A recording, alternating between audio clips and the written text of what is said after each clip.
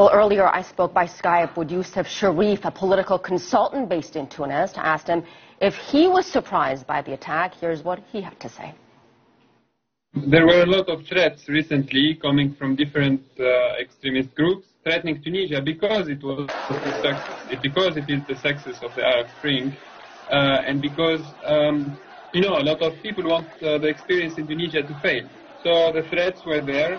The preparations, it seems, because we heard a lot of arrests, foiled attacks recently, and so I'm not really surprised. These are the groups that are mostly affiliated to ISIS. They've been quite popular among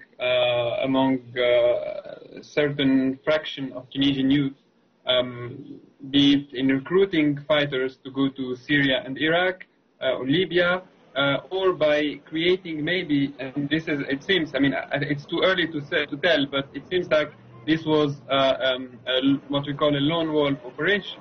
So this is a cell that prepared everything by itself and staged this attack. So most probably this is an ISIL or ISIS affiliated group. Are you concerned that some of the gunmen are still at large? It is concerning to see that Tunisians can raise their weapons against other Tunisians. And it is concerning to see that they are now attacking civilian facilities, because until now they've been attacking security and military forces, not civilian or tourist facilities. So this is becoming quite concerning now. Youssef, in the aftermath of this attack, what kind of changes are we going to see in Tunisia as far as security is concerned? So security will be taken more seriously.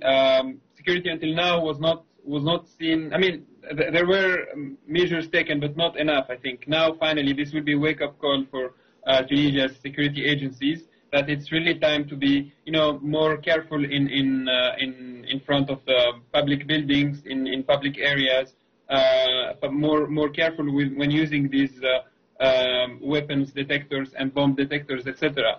But also, there will be something else, which is on the coalition government that we have now in Tunisia, between what we call the seculars and what we call the Islamists. Now, each one, I mean, at least among their grassroots, there will be accusations of being involved in what happened, and it will be quite a challenge for the Prime Minister to keep this coalition government going.